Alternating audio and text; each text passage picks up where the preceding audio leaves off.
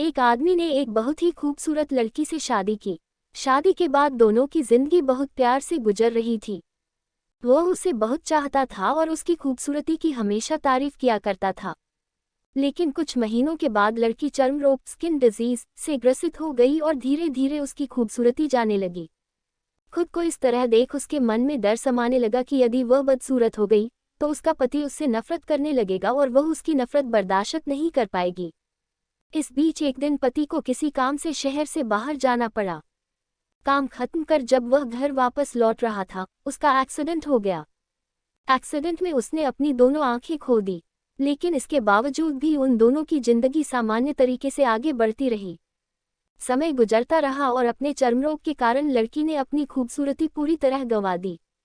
वह बदसूरत हो गई, लेकिन अंधे पति को इस बारे में कुछ भी पता नहीं था।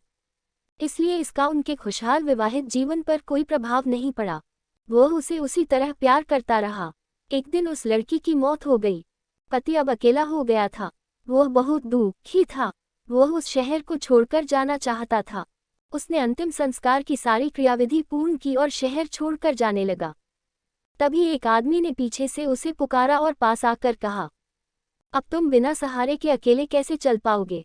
इतने साल तो तुम्हारी पत्नी तुम्हारी मदद किया करती थी। पति ने जवाब दिया, दोस्त, मैं अंधा नहीं हूँ, मैं बस अंधा होने का नाटक कर रहा था, क्योंकि यदि मेरी पत्नी को पता चल जाता कि मैं उसकी बदसूरती देख सकता हूँ तो यह उसे उसके रोग से ज़्यादा दर्द देता। इसलिए मैंने इतने साल अंधे होने का दिखावा किया। वह बहुत अच्छी पत्नी थी, मैं बस उसे खुश रखना चाहता था। सीख, खुश रहने के लिए हमें भी एक दूसरे की कमियों के प्रति आंखें बंद कर लेनी चाहिए और उन कमियों को नजरअंदाज कर देना चाहिए।